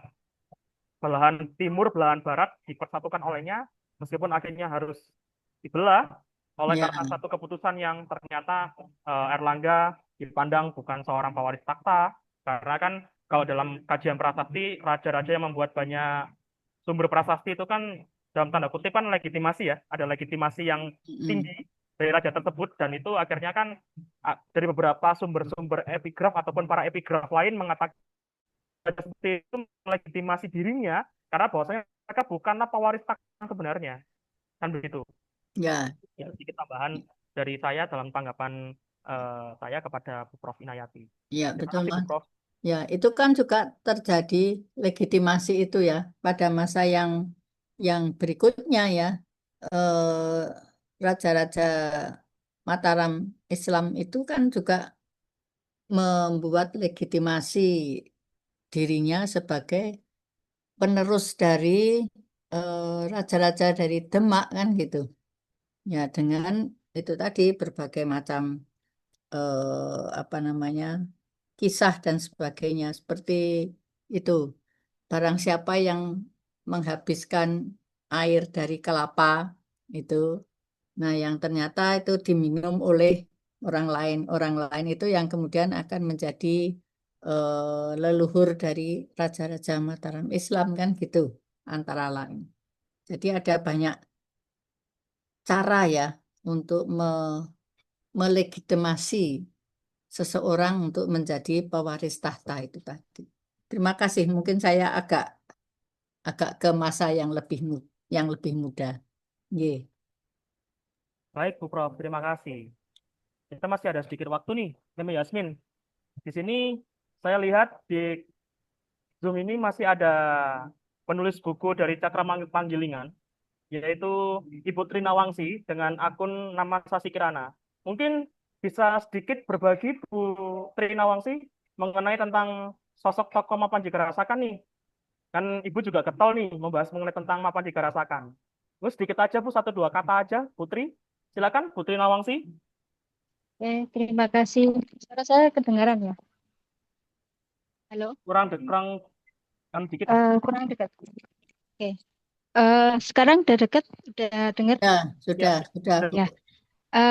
Sebenarnya saya tertarik membahas Mapan Jigarasakan di novel saya yang Cakra Manggilingan itu sebenarnya hanya sekilas. Tapi kemudian saya tertarik setelah membaca banyak sumber, terutama yang dari Pak Soekarno dan Ibu Nini, kemudian juga sumber-sumber lainnya. Itu dia adalah sosok yang nggak banyak disebut di banyak buku sebenarnya. Jadi mungkin orang-orang nggak terlalu mengenal Mapan Jigarasakan. Karena itu saya lebih memfokuskan untuk menjelaskan si Mapan Jigarasakan daripada putra Airlangga yang lain, yaitu Samarawijaya. Bagaimana saya membuat karakter dia seperti yang sudah dibahas oleh Mas Yeremia tadi. Saya berpikir bahwa Lamongan itu daerah pesisir ya, jadi dari eh, dari eh, daerah pesisir itu kemudian saya menentukan karakter Mapan Jigarasakan itu sebagai orang yang ambisius, kemudian agak keras, tapi dia punya tekad gitu loh untuk menuntut haknya bahwa dia juga putra Airlangga yang dia punya kesempatan yang sama dengan putra-putranya yang lain. Jadi itu adalah tujuan saya menulis sekelumit kisah Mapan Jigarasakan dalam novel saya yang berjudul Cakramanglingan. Dan terima kasih untuk Mas Yeremia yang sudah membahas novel saya. Terima kasih sekali lagi. Sekian, terima kasih. Terima kasih Putri. Jadi memang sebagai pembanding ya Putri ya, bahwa kalau kita hanya berpatok pada satu karya sastra, meskipun yang ditulis oleh penulis yang sama, yaitu Mas Damar Sasongko dalam hal ini, rasanya memang ada sedikit perbedaan ya. Kalau Ibu bisa membaca sendiri dalam buku Rara Anggraini ataupun Kenang Rock sekalipun, kan tadi saya sudah bilang juga bahwasanya ada pengulangan-pengulangan paragraf yang diulang oleh Mas Damar Sasongko, meskipun ada sedikit juga yang akhirnya lebih mengarah spesifiknya kepada seorang, saya contoh Garasakan sebagai seorang penganut Siwa Paksa yang taat, fakta dari Batara Siwa yang taat tadi itu. Nah, dalam hal ini Putri, risetnya Putri ini luar biasa, yang dimana memang kita tahu, sedikit tambahan juga bagi rekan-rekan teman-teman, di dalam prasasti Garaman yang dikeluarkan oleh Mapan Jigarasakan bertarik tanggal 31 Juli 1053, itu eh, Garasakan sendiri dikatakan ya Bu, di dalam prasasti tersebut Putri, Sang Yang Agna Haji Raja Prasasti Tinanda Garasakan atau Garasakan Lancana. Kita sudah tahu ya Putri ya, bahwasanya akar kata gerasa itu dari nama pohon ya. Benar ya Putri ya? Ya, betul. Pohon beringin ya, jenis ficus. Ficus superba atau beringin Ya, pencekik. Nah, ya, saya betul. berpikir Putri dan juga Bu Prof, Inayati ataupun rekan-rekan teman-teman, sebenarnya kata Garasakan Lancana ini apakah merupakan sinonim ya untuk Garuda Muka Lancana? Karena kan bahwasanya kan dari masa Erlangga hingga Garasakan sampai Alanjung Ayes masih tetap mempergunakan unsur kata Tinanda Garuda Muka Lancana atau Garuda Muka. Nah, tapi ternyata kemudian ketika ini, kalau dari segi perspektif karya sastra atau bahkan mungkin dari para penulis-penulis sastra, akhirnya banyak mencari-cari berbagai macam perspektif lain yang sangat berkaitan juga dengan sosok seorang Panji Garasakan atau Mapanji Garasakan. Kalau kita tidak melihat dari segi tumbuhan-tumbuhan juga ya Putri ya, mungkin rasanya juga kering ya Bu ya, mengenai tentang Pangeran Mapanji Garasakan ini ya. Iya, betul. Kita menelitinya juga dari etimologi ya. Jadi dari istilah-istilah yang berkaitan dengan garasakan itu kita teliti. Kemudian dari situlah kita juga membuat karakternya dia seperti apa itu menjadi sebuah karya sastra. Gitu. Betul Putri. Sehingga dalam hal ini saya kira para penulis sastra itu juga mungkin tidak hanya saklek semuanya harus sastra. Misalnya kayak buku-buku yang ditulis oleh Eyang LKH, Gajah Mada. Ada 5 jilid kan Gajah Mada itu kan.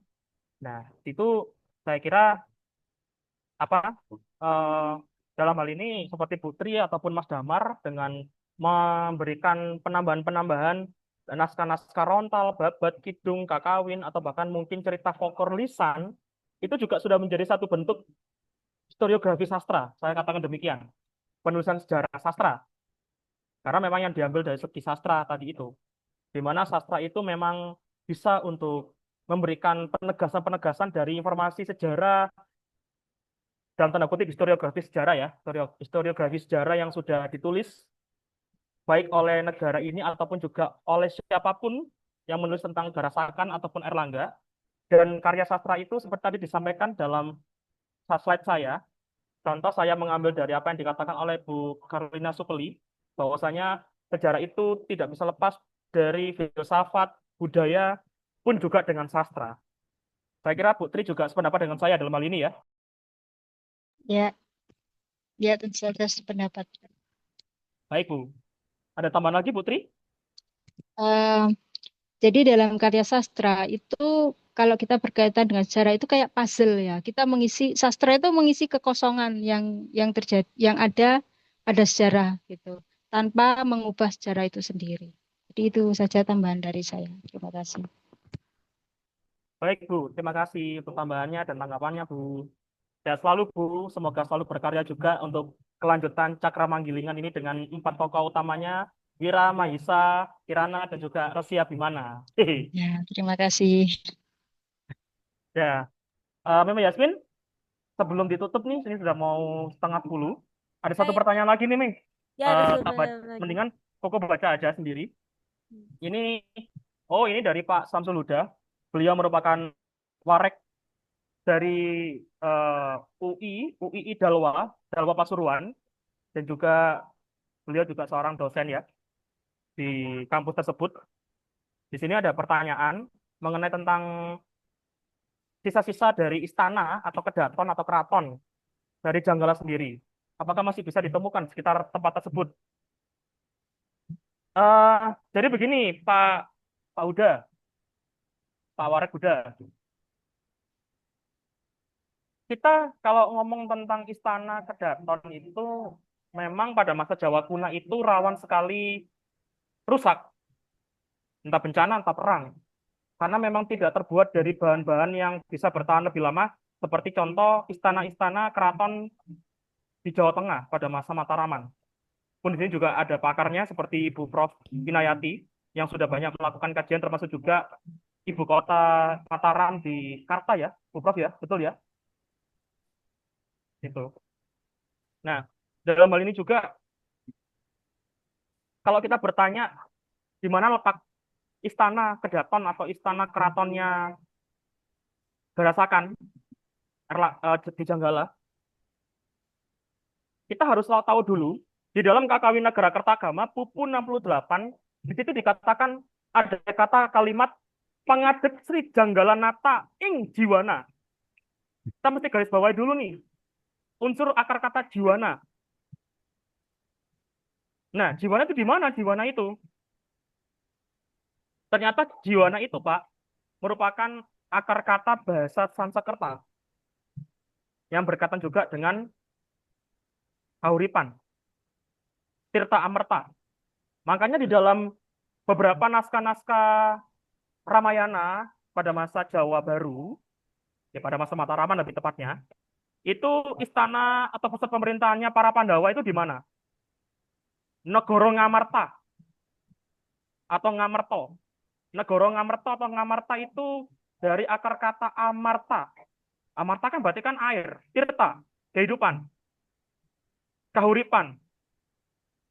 Sehingga kalau saya lebih suka menyebut istananya atau pusat kedaton ya, pusat kedatonnya Mapandigarasakan itu atau ibu kotanya bisa dikatakan Nagara Nagara Nagara Kahuripan Ijiwanapura Ring Bumi Janggala.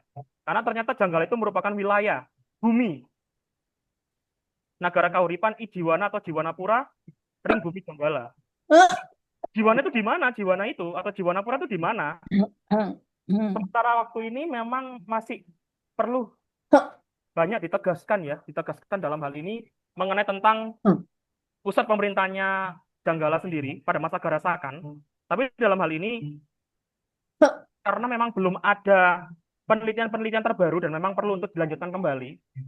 Saya ambil satu contoh, Pak Warek, Pak Warek. Jadi Ya, siap. apa namanya? Mungkin rekan-rekan teman-teman ada yang pernah pergi ke sebuah situs di Wonoayu, Kecamatan Wonoayu Sidoarjo. Itu ada sebuah situs yang bernama Gapura Dermo atau Candi Dermo, kalau orang bilang di sekitar wilayah Candi Negoro itu. Nah, dari akar kata toponimi Candi Negoro sendiri, saya kemudian meraba-raba melihat dari dua akar kata toponimi Candi dan Negoro. Candi itu kan merupakan nama lain daripada akar kata Candika, nama lain daripada siapa?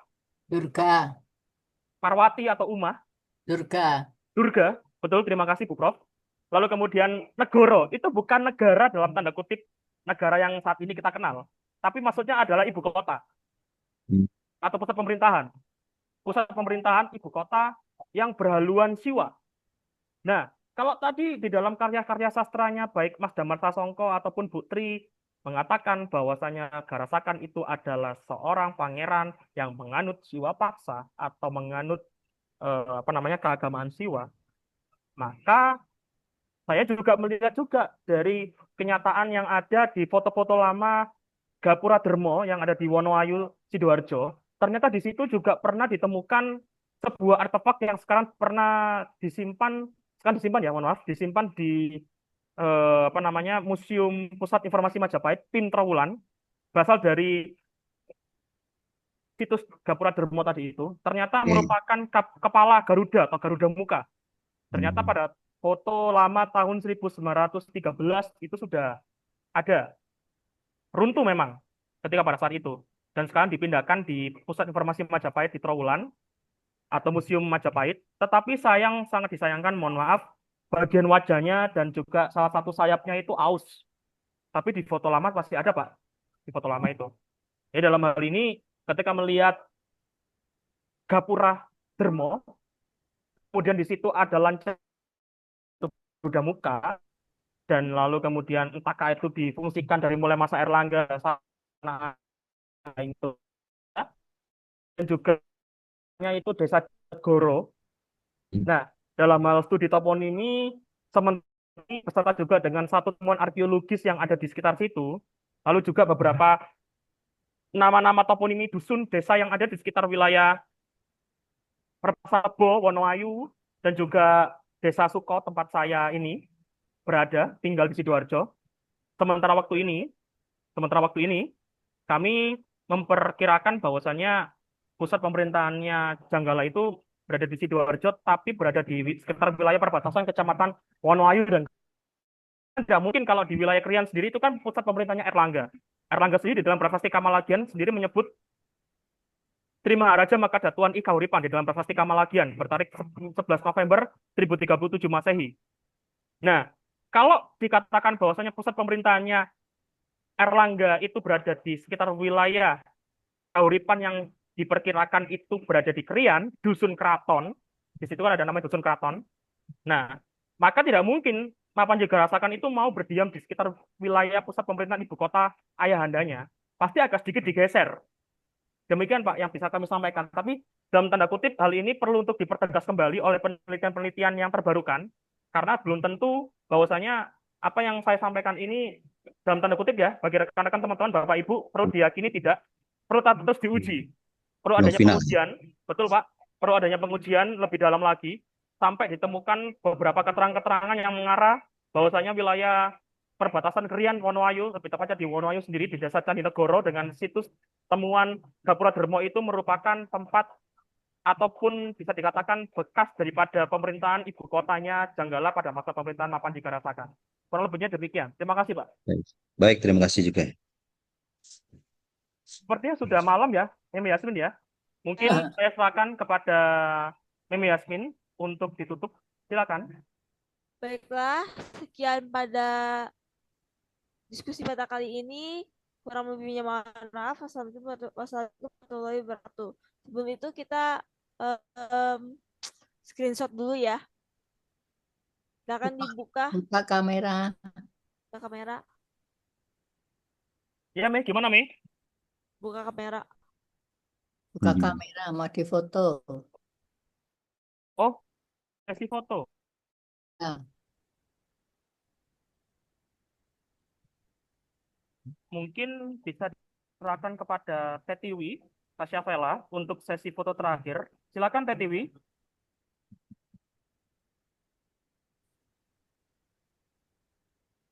Dari TV-nya katanya ngantuk.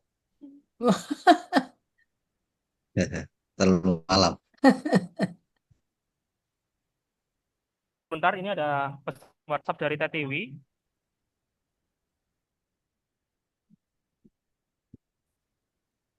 Atau mungkin di sini ada teman kami, Abang Fauzian. Halo, Bang Fauzian.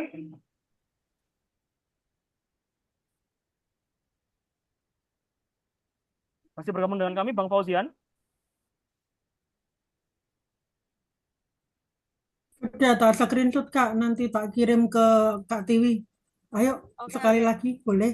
Oke, silakan ya. Bila ada yang mau membantu, silakan Bapak Ibu rekan-rekan. Boleh, boleh. Boleh. Ayo pose terbaiknya Ibu-ibu, Bapak-bapak. Baik. 2, 1, 2, 3. Oke. Sudah. ya. Udah. Ya. Ampun. Terima Terima kasih. kasih, Bu. Terima Ya, kasih. terima kasih. Sampai jumpa. Sehat selalu. Terima kasih untuk Istirahat. waktunya. Ya, Terima sehat kasih selalu. semuanya. Istirahat. Ya, Terima kasih. terima kasih. Mohon izin leave. Terima kasih, Bu Oke. Prof. Terima kasih, Ya, Putri. sama-sama. Terima kasih, Ya, Pak. izin juga.